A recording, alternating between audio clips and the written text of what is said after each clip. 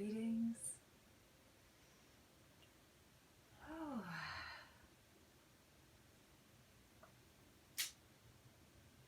Welcome to another episode.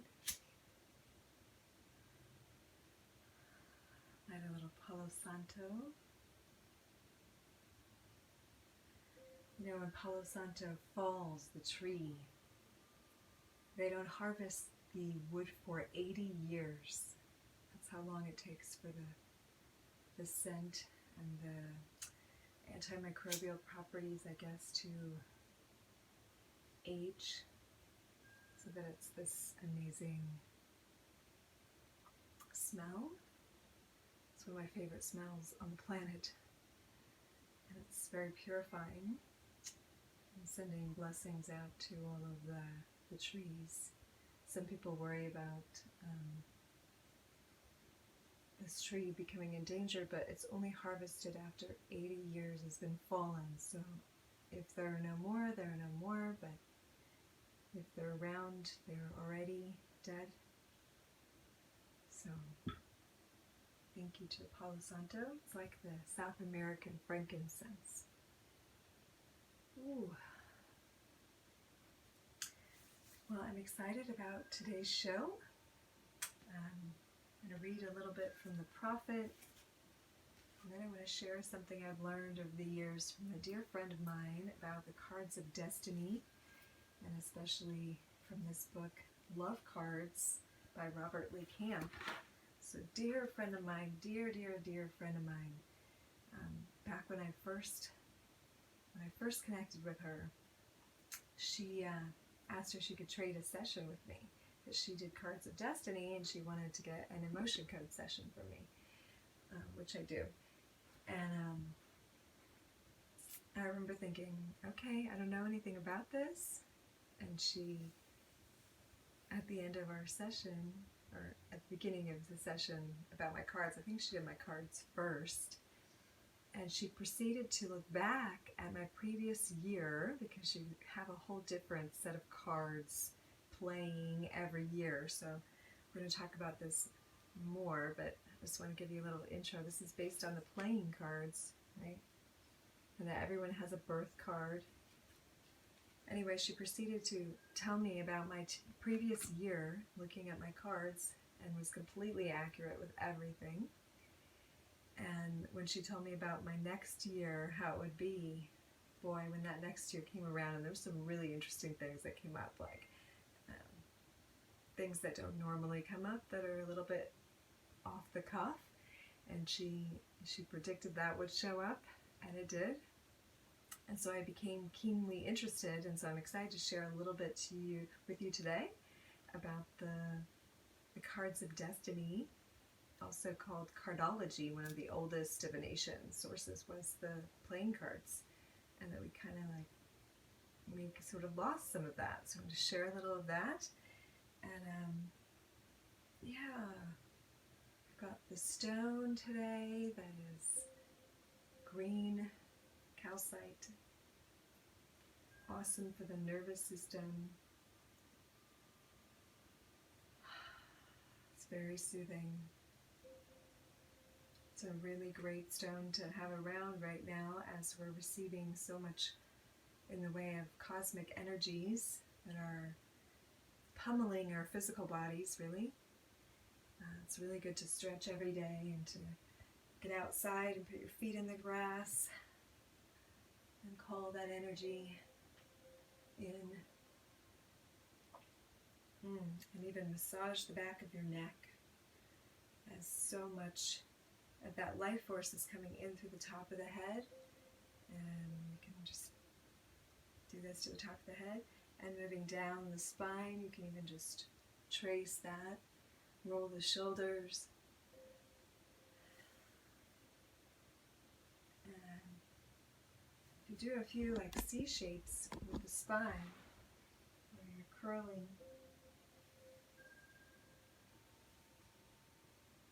kind of acts like a machine to move that energy down the spine, right? And then we can Feel pulling that energy all the way to the root.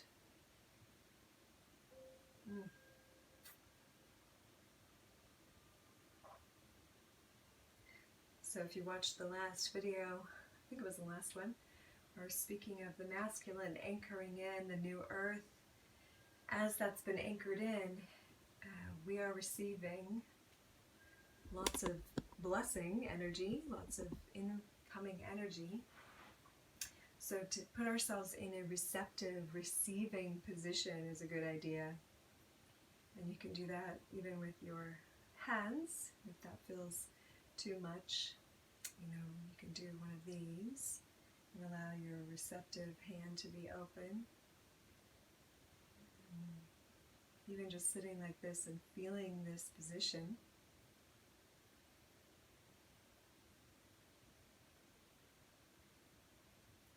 And this one is giving hands, so you might have a place in your body where it also needs to go. Maybe you need some heart healing, maybe your eyes do, maybe your head, wherever you feel like you need it, and you can move that hand around.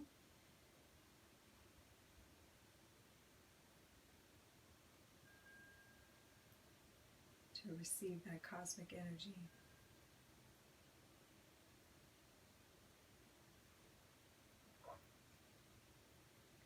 All right, how many of you are familiar with Kahil Gibran? One of my favorites. This is from the Prophet, a collection of his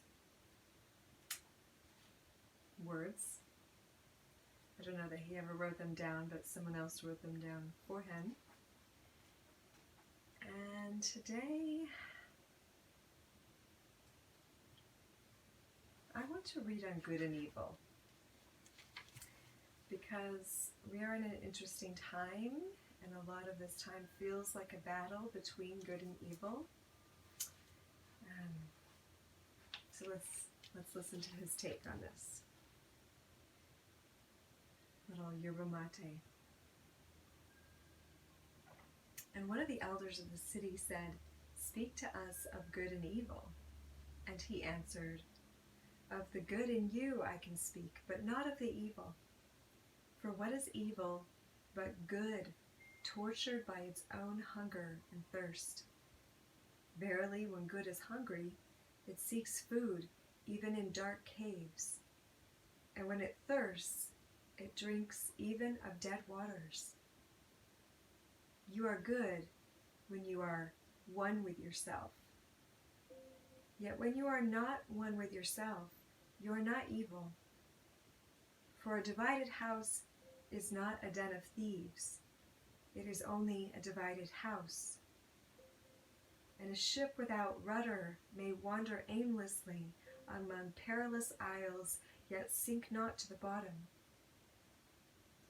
You are good when you strive to give of yourself. Yet you are not evil when you seek gain for yourself. For when you strive for gain, you are but a root that clings to the earth and sucks at her breast. Surely the fruit cannot say to the root, 'Be like me, ripe and full and ever giving of your abundance.' For to the fruit giving is a need.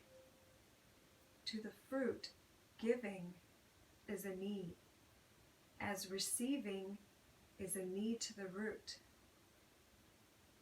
You are good when you are fully awake in your speech, yet you are not evil when you sleep while your tongue staggers without purpose. And even stumbling speech may strengthen a weak tongue. You are good when you walk to your goal firmly with bold steps, yet you are not evil when you go thither limping. Even those who limp go not backward. But you who are strong and swift, see that you do not limp before the lame, deeming it kindness. You are good in countless ways, and you are not evil when you are not good. You are only loitering and sluggard. Pity that the stags cannot teach swiftness to the turtles. In your longing for your giant self lies your goodness.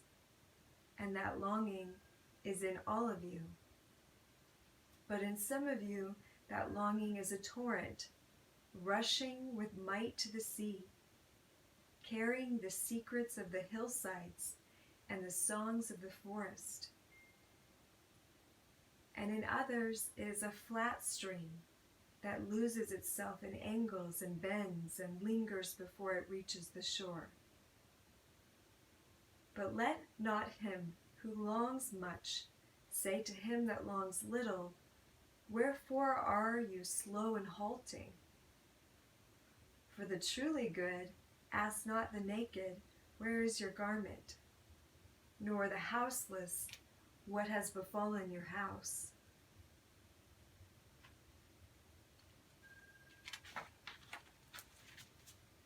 So this brings me to much of what I learned studying with Almeen over the years, and I'm so grateful that I came across her in my life.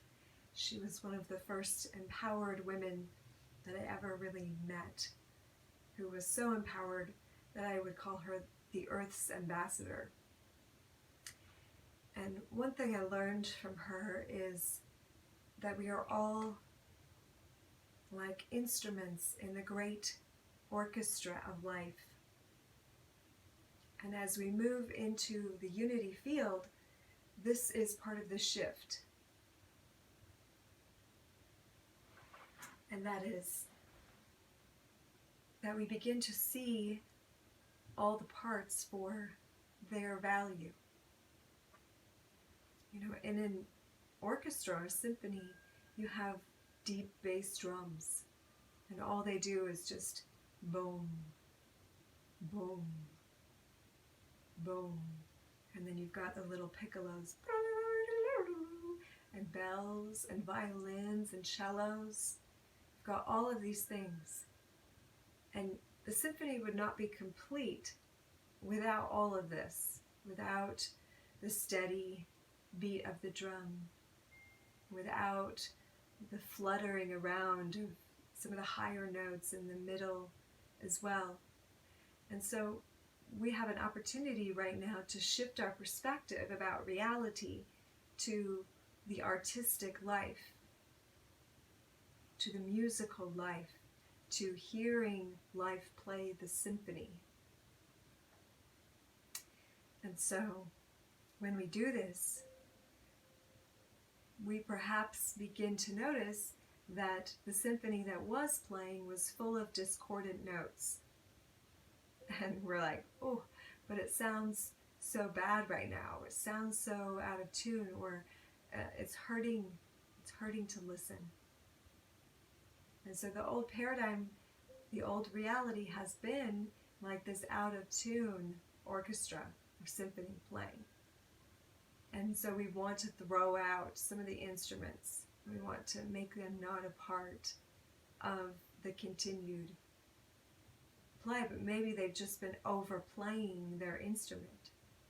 You know, maybe they've just been playing it wrong, or hitting somebody with their bow or their mallet instead of actually playing their musical note.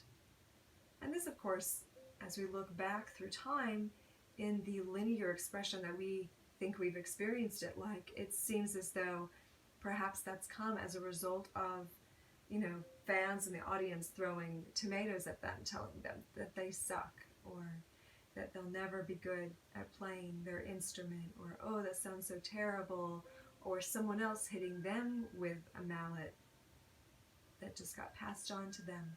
And so they figured that's what they were supposed to do. And so there may need to be a little time out right now in the symphony playing, in the orchestra, and to call out all the players, right? We're kind of in this in-between zone. And we're saying, no, that's actually not how the drum is played. Thank you for trying. Why don't you sit down over here, and we're going to bring up someone else to play a drum right now. And we're just reorganizing the emphasis that's been placed on the different sounds in the symphony, okay?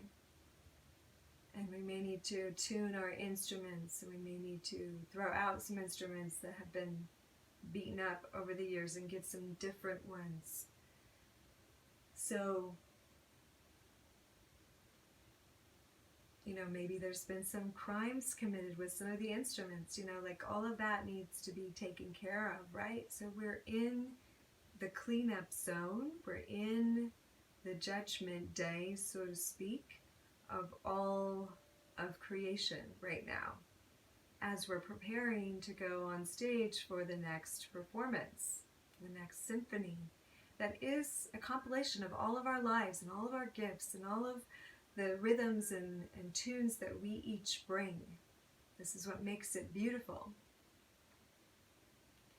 But we do have to learn to either play together or have our different musical things going on in a way that is harmonious and not disruptive to that. And even still, in the biggest picture, that is still the symphony. They do all fit together in the biggest picture, because there really is just one universe. And so you say, no, there's actually many universes, and that's true. But if we back up even more and include it all, then it's also universes playing music with each other. And at some point we begin to tune into that, and we learn how we need to be in harmony also with the bigger picture.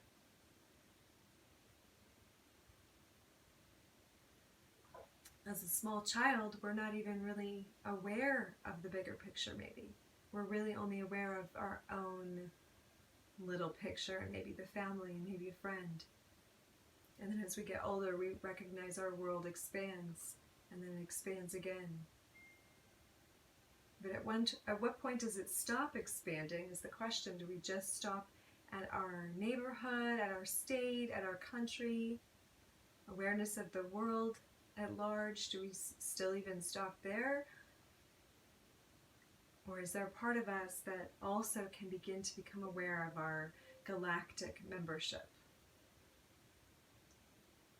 Another thing that awakened me more to is, we're not the only ones in the whole thing, and yet it's all within us too.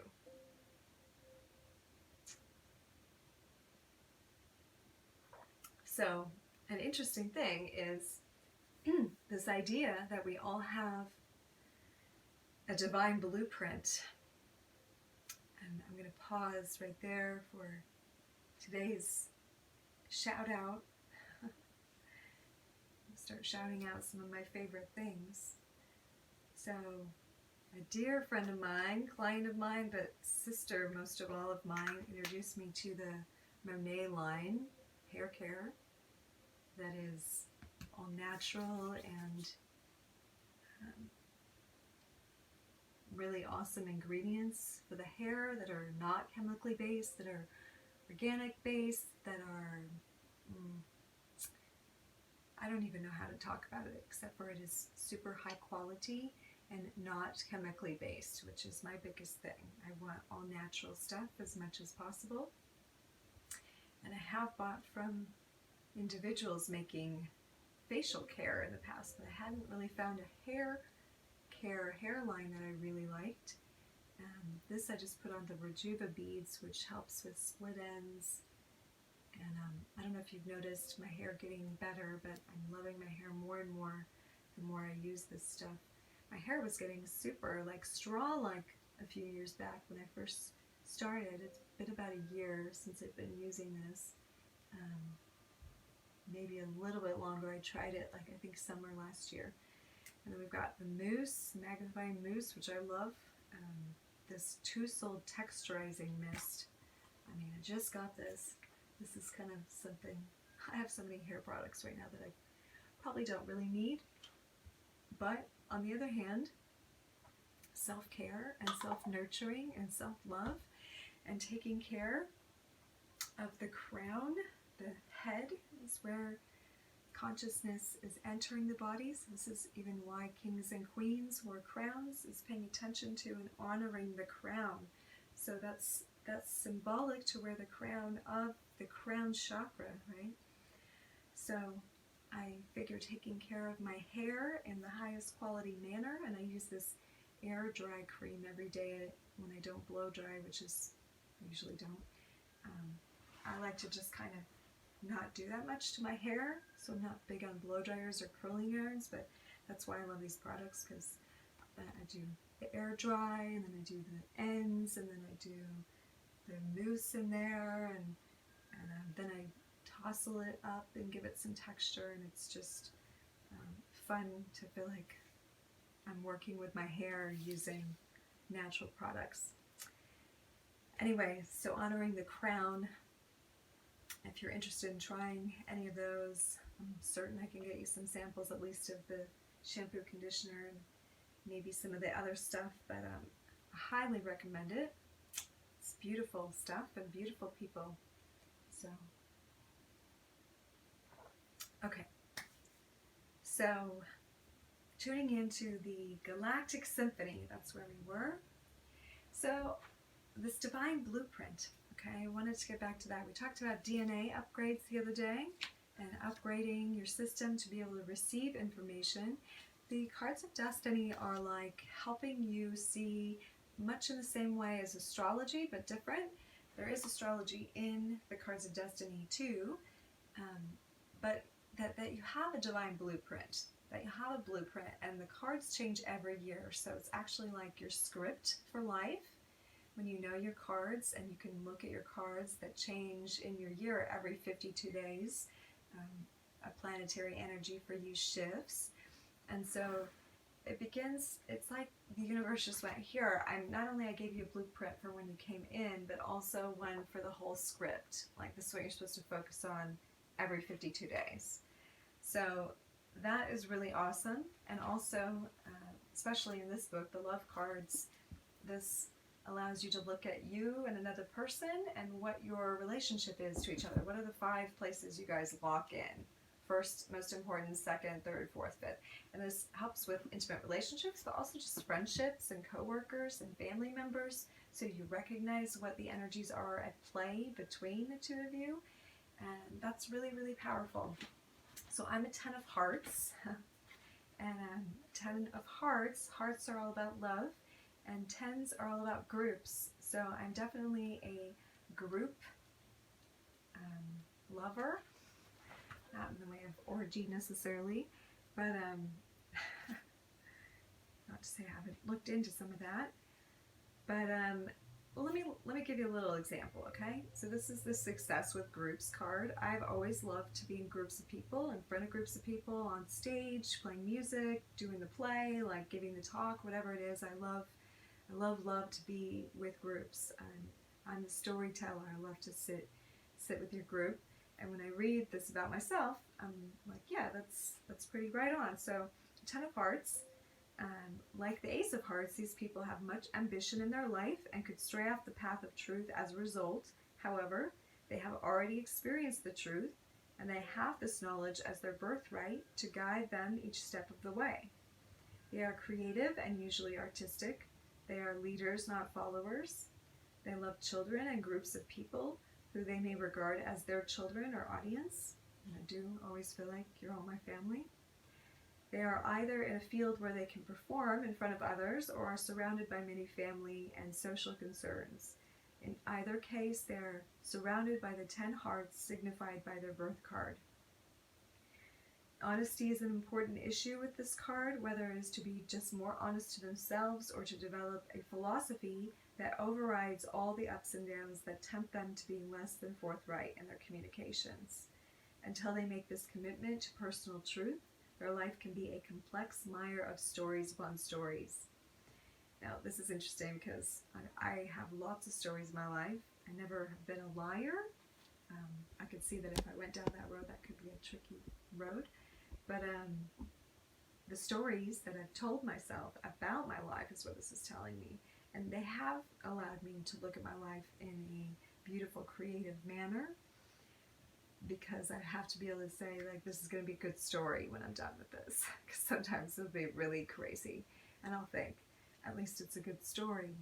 and this is really what this speaks of. This energy could be spent in productive forms of self-expression and leadership. They are innovators and can make a great contribution in their chosen field as long as they exercise clarity in their judgment. Anyway, and it goes on with your love stuff. Can't tell you all about me. No. Anyway, and then you have a karma card. So what is your karma from the past? Past life cards. That was a 9 of hearts. So usually you'll move. 9 of hearts is all about lots of endings. So 9s are endings. And then a Jack of hearts. And Jack is a creative, actually like a sacrificial card. Some of that does come through. Anyway, so then I can look up anyone in my life. In this book, it's like got a whole chart. So if I know what you are, which doesn't take your birth year, it's just your birthday, as it says in the back. So like January 1 is the King of Spades, January 2 is Queen of Spades, then Jack of Spades, 10 of Spades, all the way down to Ace of Spades on January 13th. And then it begins January 14th, King of Diamonds. Anyway, I can look up you. And then I could compare you to any other person. And let's just say you were an Ace of Hearts, then our first connection would be a Mars connection. And Mars, it can be very creative, it can be very passionate, it can be fighting, it can definitely be good for business. And then the second connection in this is like a cosmic cousin type of energy. And then a Jupiter and then a Neptune. Anyway, it tells, and the Neptune is sort of dreamy and the Jupiter is very expansive, so it helps you see what your relationships are with other people. And then I've got another book of charts like this also that speaks about exactly what your year looks like. So knowing what your age is all you have to know to look at what's going on for you in this particular year. It's really good to look at the change at your birthday, what's coming for the next cycle every 52 days, so you can plan accordingly.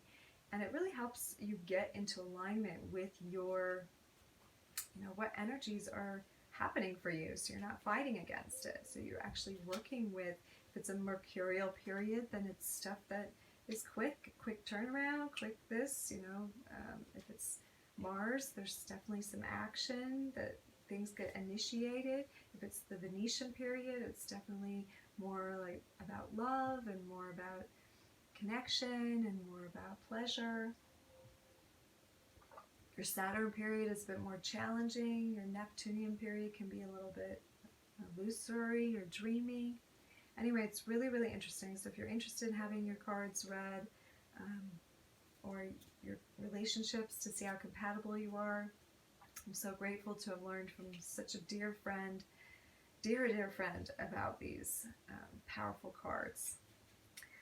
So I wanted to pull, and if you want a super expert reading, I don't even know if I can get a hold of her anymore. She is hard to get a hold of. She's had some family stuff, but I can also connect you with Beverly, the amazing Cards of Destiny reader also. But I have been looking over these and reading over these and figuring this out for a little bit, and we could do some of that work together. Okay, I wanted to pull a card for today. What card is going to guide us today? And I've got 4 of Hearts.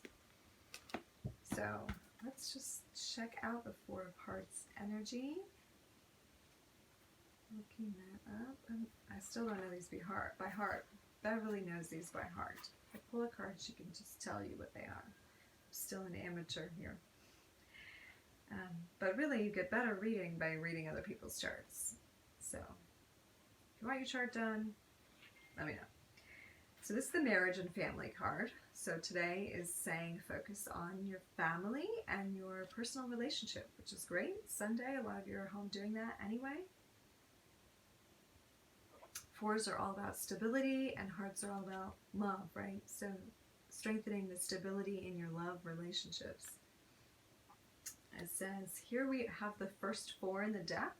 The first to seek stability and foundation. The 4 of Hearts seeks in this relationship either intimate or friendship and family related. These people have high ideals about love and family, and when these ideals are not reached, the pain could be so great that they need some form of escape to soothe them. Anyway, 4s are also about healing and protecting.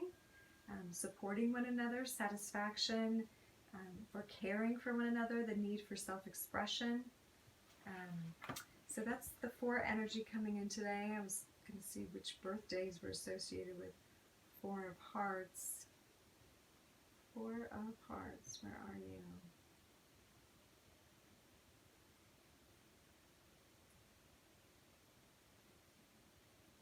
The November 29th birthdays are 4 of Hearts, as are the December 27 birthday.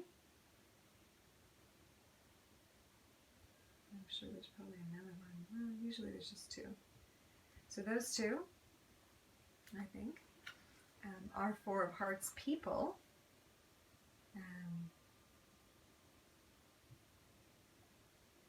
4 of Heart energy can be a little controlling, so just notice where your control issues come up with family today, and just bring a little bit of love and stability to those relationships. Well, this has been a lot of fun. I hope that you've got something out of this. I'm definitely turning my attention toward seeing and feeling the attunement going on between people. And of course, it's good to notice your closest people. Who are the people that you are already in tune with? Who are the people that it already sounds good to be around, to be with? You can tell your part of the symphony is already synced up. So that's a great place to start making a really strong, resonant vibration with people that you love and resonate with. Maybe you need to look carefully at who those people are today. 4 of Hearts. Get around them, have a conversation with them, at least text them, maybe reach out, make a connection, ask what they're up to. Who knows? Those energies are trying to come together though right now. So be open to what way that may show up for you, and bring that into your body. 4s feel like home to me. So the home of love, even just opening way up and channeling that into your heart, even saying, I am home. I'm home with my people. I'm home in the stable vibration of resonant love with my family, friends, partners. I'm at home. And feel the 4. Feel like the pillars of the temple of your life strong around you today, as you recognize what does bring you home. Who are your home? Thank you so much for taking time to join me today. It is a joy to be with you on this day. So have a beautiful one. And if you would like to do some cards with me, to do anything else, you're always welcome to make an appointment with me. You can send me an email at stasiabliss@gmail.com, which is my name. And you can also put a comment here. I don't always see the comments right away, but you can leave one below, and we can get in touch with each other. Okay, much love to you, and a beautiful day.